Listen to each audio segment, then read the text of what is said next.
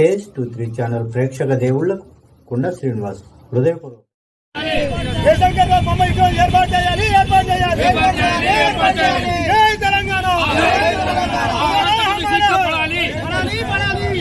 శిక్ష పడాలి, శిక్ష పడాలి, శిక్ష పడాలి, శిక్ష పడాలి, అకాంతకుడికి శిక్ష పడాలి. మా ఐలమ్మ మండల ప్రొఫెసర్ జయశంకర్ సార్ గారి విగ్రహాన్ని ఒక అగాంతకుడు ధ్వంసం చేయడం జరిగింది. దానికి చాలా చింతిస్తున్నాం.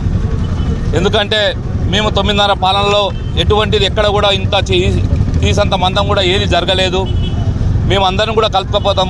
ఇంతకుముందు ఇక్కడ ఇందిరాగాంధీ విగ్రహం డ్యామేజ్ అయితే నేను సొంతంగా నేనే చేయించిన, గాంధీ మహాత్ముని విగ్రహం అయితే చేయించిన, ఎన్టీఆర్ విగ్రహాన్ని అయితే కూడా నేనే పెట్టించి నేనే చేయించిన.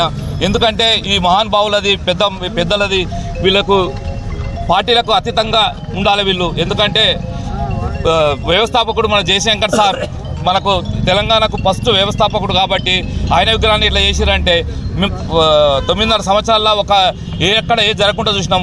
ఇప్పుడు ఒక నెలకే ఇట్లా జరిగిందంటే దీని మీద మేము పోలీస్ కమిషనర్కు, లోకల్ సిఐకి, సీఎం కూడా లెటర్ రానికే నేను రాస్తాం మేము.